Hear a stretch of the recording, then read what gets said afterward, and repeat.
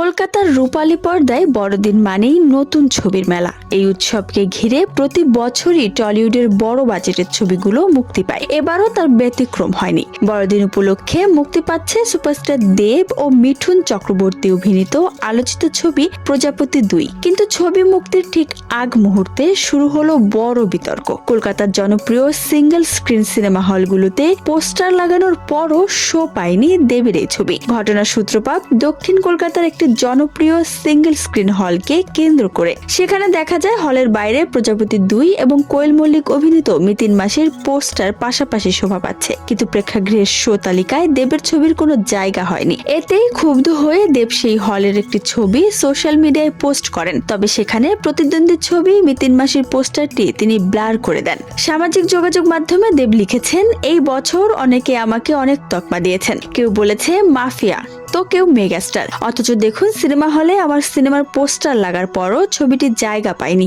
আশা করি সিনেমা হলের মালিকেরা খুশি, কারণ তারা বাঁচলে বাংলা সিনেমা বাঁচবে। প্রতিটি বাংলা সিনেমা ভালো চলুক, বাংলা সিনেমার জন্য আমার লড়াই চলবেই। মূলত চলতি বছরের পূজা মৌসুমে দেবের প্রযোজনা সংস্থার ছবি রঘু ডাকাত নিয়ে ব্যাপক বিতর্ক তৈরি হয়েছিল। সে সময় অভিযোগ উঠেছিল ক্ষমতার জোরে নাকি অন্য ছবির শো কমিয়ে দেবের নিজের ছবিকে বেশি সুবিধা করে দেওয়া হয়েছে। সেই সূত্র ধরেই তাকে অনেকে সিনেমা মাফিয়া বলে কটাক্ষ করেছিলেন। কিন্তু বড়দিনে এবার ঠিক তার উল্টো চিত্র দেখা গেল।